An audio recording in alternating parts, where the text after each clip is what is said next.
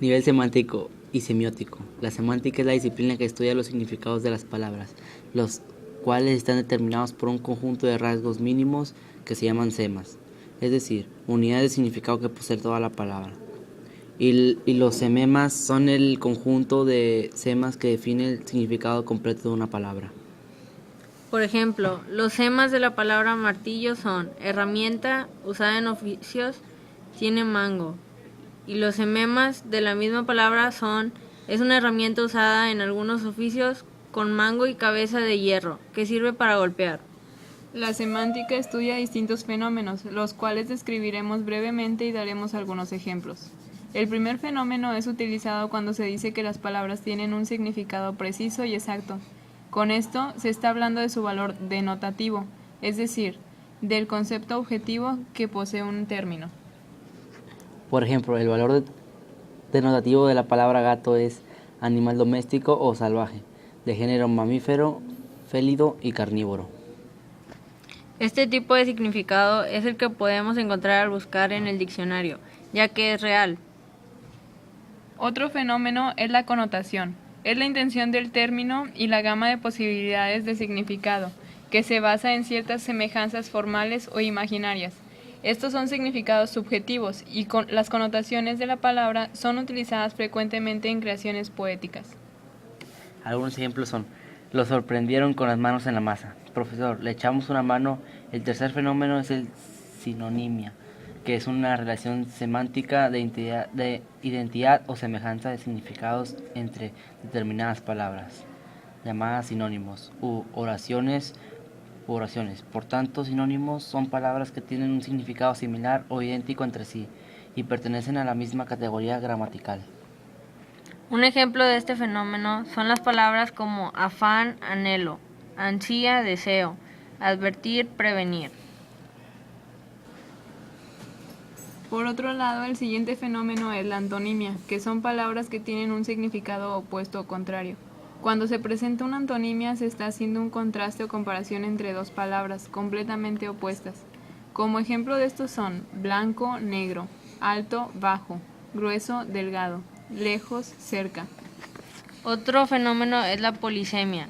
Las palabras polisémicas son aquellas en las que una misma puede tener distintos significados sin que su estructura morfológica o sintagmática varíe, por lo que no cambia su estructura gramatical ni sus funciones sintácticas. Es decir, que una misma palabra que tiene un solo origen puede tener varios significados por motivos del contexto en que se utiliza.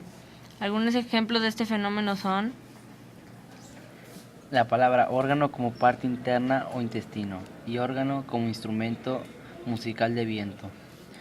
Marco como un nombre propio o marco como orilla de las puertas y ventanas. Ahora vamos a hablar acerca de la homonimia.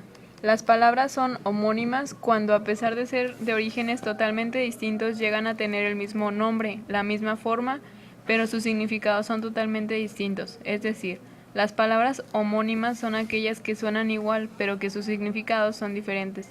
Por ejemplo, bota de calzado y bota de recipiente para beber. Vino refiriéndose a la bebida y vino del verbo venir. el fenómeno del cual hablaremos es la metonimia. Este fenómeno utiliza un término en lugar de otro, ya que en ellos hay una relación de causa-efecto. Sustituye la palabra principal por una que está estrechamente ligada. Por ejemplo, dame tu teléfono, eres un Picasso, las plantas buscan el sol. La Sinécdoque. sinécdote es el octavo fenómeno y se utiliza en un término en vez de otro. Expresa la parte de un objeto por el todo o el todo por una parte del objeto. Un ejemplo de este es el teatro aplaudía fervorosamente, lo que se refiere al público que aplaudía una obra teatral.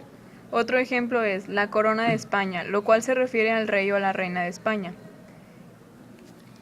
El último fenómeno estudiado es la metáfora, que consiste en identificar un término real con un término imaginario, entre los cuales existe una relación de semejanza o analogía.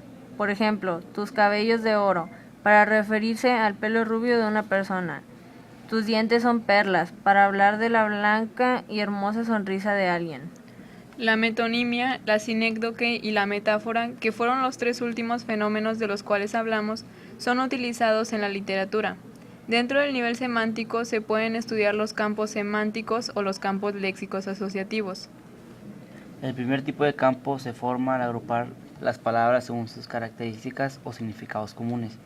El campo semántico nos sirve para identificar objetos, lugares, profesiones, oficios y muchas cosas más.